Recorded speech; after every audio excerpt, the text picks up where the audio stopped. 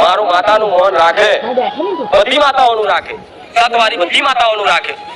એટલે કોઈ વસ્તુ અશક્ય તમારા લેખમાં ના લખ્યું હોય, દીકરાને કોઈ વિસ્તાર નહીં થાય, લેખમાં કદાચ ના લખેલું હોય અને ડોક્ટરોએ એવું કહી દીધેલું હોય કે ભાઈ હવે આગળ કોઈ વસ્તી થશે નહીં, તમે ગમે તેટલી દવા કરો, ગમે તેટલી,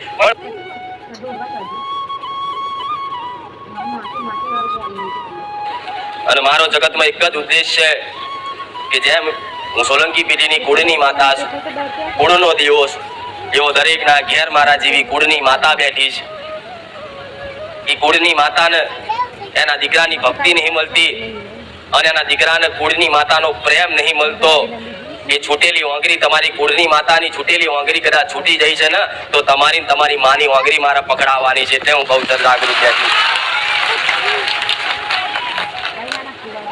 જગતમાં ફર્યા છો, ઠેર ઠેર દુનિયામાં ફર્યા છો, મઢ મઢ ભુવા ભુવા ફર્યા છો, મોટા મોટા ધામ જઈ આવ્યા છો, પણ ચોય કદાચ 4 ધામની યાત્રા કરી હશે અને કદાચ એ યાત્રામાં જેવો આનંદ નહીં આવ્યો હોય ને એવો કદાચ આનંદ મારા સાનિધ્યમ ખાલી એક રવિવાર આવવાથી આવ્યો છે. આવું બહુ સરસ. તેનું કારણ છે કે રોમ મારી માતા છું અને દરેકને કદાચ પોતાની કુળદેવીના શરણ સુધી લઈ જવાના છે, પોતાની કુળદેવીની ભક્તિ મારા કરાવડાવવાની છે, પોતાની કુળદેવીની રહેણી કેની કેમ નિભાડવી એ શીખવાડવાનું, સારું જ્ઞાન આલવાનું, સારી સમજ આલવાની, સારી સદબુદ્ધિ આલી અને કદાચ તમે તમારી માતાની છત્ર છાયામાં જશો ને એમાં હું બહુચર રાજી રહીશ. કહેવાય છે જગતની બધી માતાઓ એક જ કહેવાય, ચાહે ચામુંડા હોય, બહુચર હોય, અંબે હોય, કાળકા હોય, પહાણવટી હોય કે સતી હોય કે મેલડી હોય, કહેવાય છે બધી માતા એક જ, રૂપ અનેક છે. તો તમારા ઘેર ચામુંડા હશે ને એ જ હું બહુચર છું, હું આવું બોલું છું. પણ અલગ અલગ નોમથી અલગ અલગ પેઢીઓમાં હું માતા અલગ અલગ નોમથી અલગ અલગ દીવામાં બેઠી કે જેથી પોતપોતાની ભક્તિ પ્રમાણે પોતાની કુળદેવીની ભક્તિ કરી આશીર્વાદ પ્રાપ્ત કરી અને જગતમાં કદાચ સુખના અજવાળા તમારી આવનારી પેઢી મળે એના માટે કદાચ 12 મહિને આઠમના નિવેદ કરો. હું આવું બહુચર બોલું છું. એટલે આયા છો તો મારું કર્તવ્ય છે કે સારું બોલવું, મારું ધર્મ છે સારું કરવું. પણ આયા છો તો સારું બોલીશ, આશીર્વાદ આલીશ, તમારા દરેકના દુઃખ દૂર થાય એવી આશા રાખીશ. તમારા વતી મારા ભગવાનને કગરીશ કે મારા દુખિયારાનો દુઃખ મને મેલડીને જોયું નહીં જતું. હું સોલંકી પેઢીની, હું બહુચરના ખાતાની, ઉગતા પોરની, હું રોમવાળી મેલડી. મારા મેલડીના રામ હું આવું એટલે પાવર આવી જાય. મારા નામથી એક હેત બંધાયો છે કે મેલડી, પણ જગતની મેલડી મૂકી અને તમારા મુખે મારું પુખાર મેલડીનું નામ આવ્યું હોય તો મારા વાલા ભક્તો બન્યા છો, મારા પ્રિય બન્યા છો. એટલે તો રાત દાડો તમારી ચિંતા કરું છું. એક ભાવિક એવો નહીં હોય કે જેણે મને મેલડીને યાદ કરી હશે, મને સોલંકી પેઢીની માતાને યાદ કરી હશે અને પરવારમાં હું મેલડી ના આવી હોય એવો એક ભાવિક નહીં હોય.